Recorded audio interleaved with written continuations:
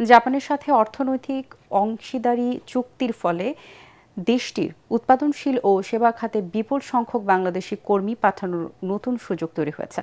এতে কর্মসংস্থান ও দক্ষতা উন্নয়নে ইতিবাচক প্রভাব পড়বে জানিয়েছেন বাণিজ্য উপদেষ্টা শেখ বশির উদ্দিন। সচিবালয়ের সংবাদ সম্মেলনে তিনি বলেন, এবারের রমজানের নিত্যপণ্যের দাম স্বাভাবিক থাকবে। হুমায়ুন চিস্তির রিপোর্ট। ইকোনমিক পার্টনারশিপ এগ্রিমেন্ট সাইন করেছি। জাপানের সাথে গত শুক্রবার অর্থনৈতিক অংশীদারি চুক্তি ইপিএ সই করেছে বাংলাদেশ। এই চুক্তির ফলে জাপান তাদের বাজারে ৭,০৭৯টি বাংলাদেশি পণ্যকে শুল্কমুক্ত প্রবেশাধিকার দিয়েছে। বিপরীতে জাপানের ১,০৩৯টি পণ্য বিনা শুল্কে বাংলাদেশে প্রবেশ করবে।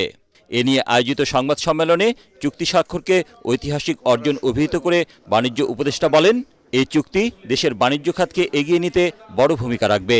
জেনে খুশি হবেন যে এই চুক্তির প্রক্রিয়ার মধ্যেই অলরেডি আমাদের জাপানে মানুষ যাওয়ার প্রবৃদ্ধি হয়েছে কয়েকশো%। বরাবরের মতো আসন্ন রমজানে প্রয়োজনীয় পণ্যের দাম বাড়বে কিনা এমন প্রশ্নে উপদেষ্টা বলেন, গতবারের তুলনায় এবার রমজানে বেশি স্বস্তিতে থাকবে মানুষ।